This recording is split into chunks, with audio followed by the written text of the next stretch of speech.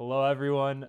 Welcome to today's masterclass. And today we're going to be doing a pro replay review on a game that I feel that was super important for this most recent major, and that is the final between Vitality and M8 Alpine. We're going to be going over today, obviously, the one and only Zen, just because of how well he played, but kind of want to show you how he plays, what his playstyle is, and how he's able to get this 23% supersonic speed, something that you can get if you play the right way. So let's get into it. Oh, my replay is not loading. Let me do that real quick. All right. So let us hop over to Zen here. So first thing we see is that Vitality just goes with the standard different kickoff shot than normal. They just go with a little back left instead of back right going. Double commit there, unfortunately, and that's kind of the first thing I want to get at is this is a major final. People are nervous, so Zen is going to make mistakes. I think Radosin shouldn't have went with him, but as you can see, Zen is just trying to keep his momentum as much as possible. Look at his pathing. It's perfectly around all of these boost pads. He messes up the read, but let me just make sure you can see my pen. But instead of like going back to net and panicking, he slows it down, picks up this boost, and gets himself in the best angle possible to actually be able to guard the challenge there. And look what he's doing. He's just trying to keep as much momentum as possible, picking up as much boost as possible. Really good control touch in the corner, that we can see from there. And look at what he does to keep his momentum. Stays on the wall, split cancel, and starts wall dashing. If you don't know how to wall dash and you are the rank of SSL or GC3, learn how to wall dash. It is the best recovery mechanic possible for you. So, as we can see, he trusts his teammates here. Instead of turning back and trying to get to the ball, he looks and realizes he has no boost, so he's just picking up this boost. He's going to rotate through and let his teammates hit the ball for him. Goes for a bump on ball, make sure it works out, and as you can see, now that his teammates went, he's just wasting time. He knows that both of his teammates are far back, and so he needs to be the one to waste time instead of pushing up. And he's able to make enough time for Radosin to get a touch on ball. And the second he doesn't have boost, this is very important, guys. Making a touch on 15 boost is a lot worse than trying to find more pads and making a touch on a bigger amount of boost. So he picks up this perfect pad line here, brings it up that way, and he's able to be here for the chance that this goes. He plays the miss, which I'm okay with, but you want to be really careful on going for those balls there. Gets a demo, and look at that, big pads, and I want to just notice, watch how he hits this ball. Look at this. No air roll. He is not spinning right now.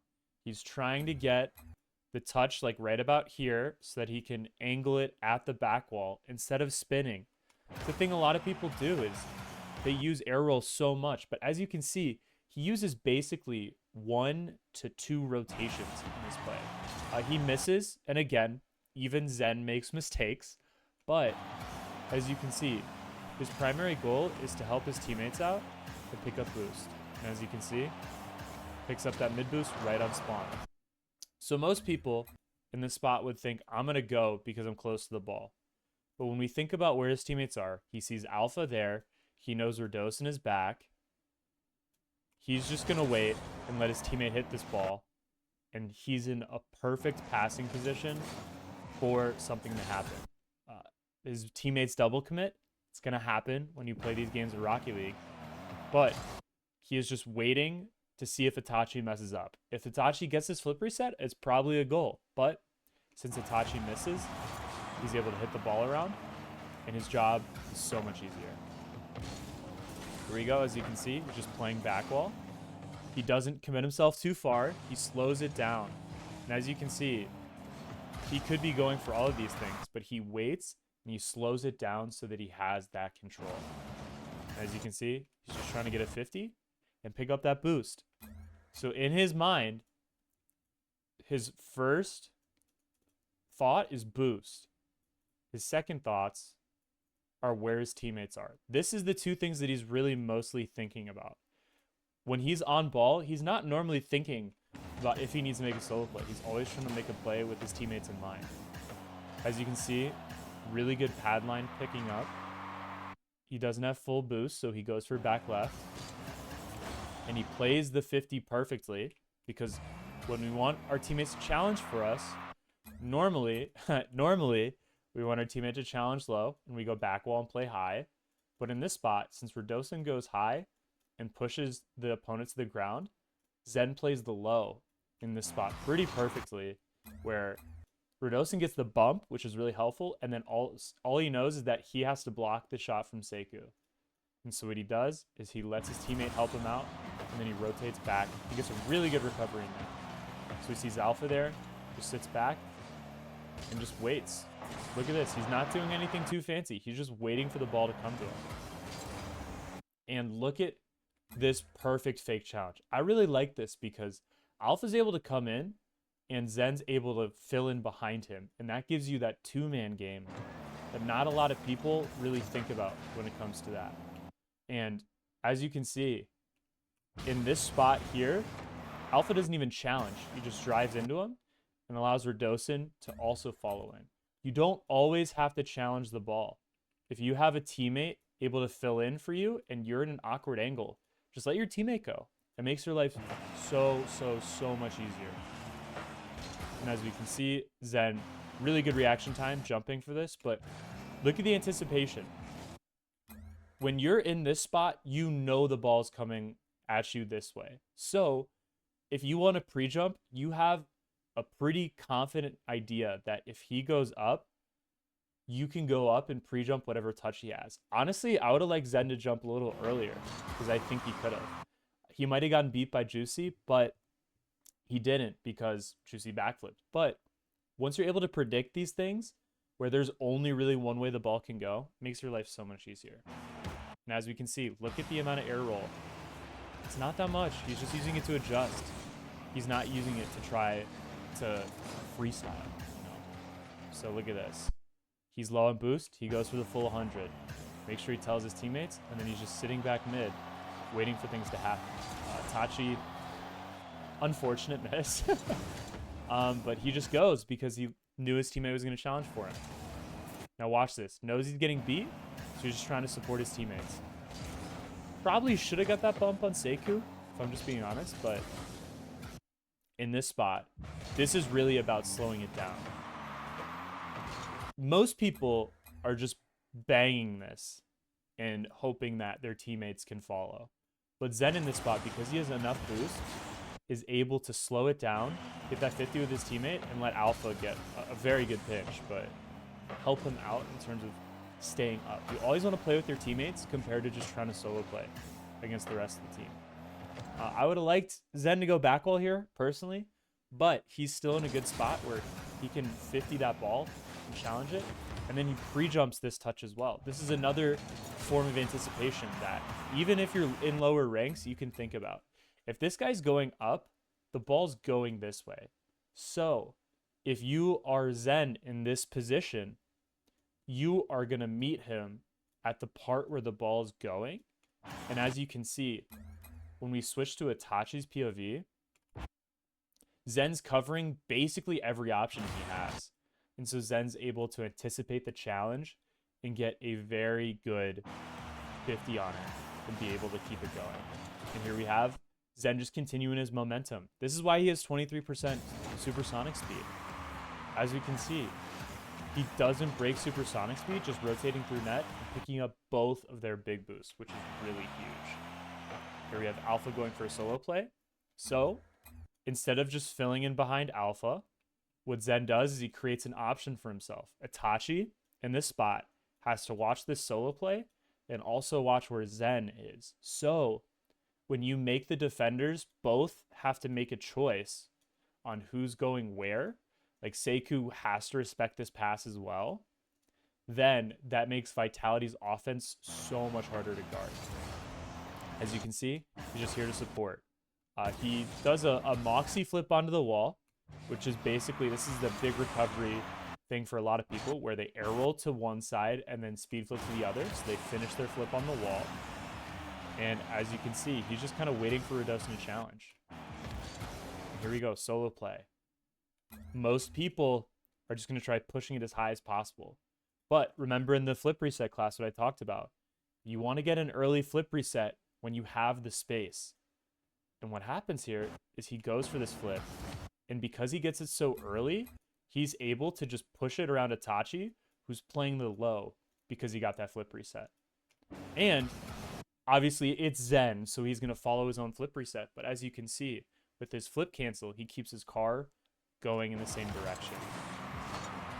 Here we just have him trying to recover, get some boost. Remember, that's the first thing he's thinking about. And this play kind of just speaks for itself. So no one has jumped yet. He has the space. He keeps pushing the ball high, and here's where you go for the flip.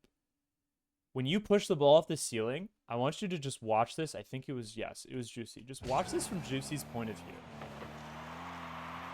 Juicy can't challenge here because if he jumps, Zen just gets a flip and goes under him. But when Zen pushes it high, Juicy has to predict the high touch and he has to start jumping. So with Juicy playing the high, Zen gets a flip and goes low. And that's the way you can really mind game a lot of your opponents in ranked, is when you force yourself to go high, bounce it off the ceiling, and you get the ability to change the momentum you have because you've hit it off the ceiling, and do things like this, where you get under the first guy. And this is pretty self-explanatory at this point. After you beat this first guy, you're really just trying to place it as low as possible because Seiku's on the back wall. And what Zen does is he flip resets the ball and kind of pinches it on the ground, and it's an easy goal. I'm just going to go over that again. So this is so important. This is how Zen's able to take over games like this, where he just takes advantage of all the space he's given. He gets like maybe 3 air dribbles this entire game, but because of how consistent he is, he's able to recognize the space he has, change that verticality, going high and then going low. I mean, in the span of a second, he goes from the ceiling to here. So look at the verticality he has. He's able to beat the first guy and beat Seiku in that. And that's how Zen takes over games. So let's watch the rest of this. As you can see, he gets a kickoff. First thought is boost. Trying to pick up pads. And he anticipates his 50 kind of not going that well. And so what he does is he just sits here, waits for it, and just gets a touch out. And now, same thing. Just looking for pads, looking to keep space with his teammates. And he's able in this spot. Look at this again. He's using the ceiling. And he's able to get a really good 50 on a touch that Seiku tries making. This is, a lot of people would be like, wow, why is my teammate cutting me here? But look, Alpha's pointed backwards. Zen knows that no one's in this area, and so he needs to fill in this space.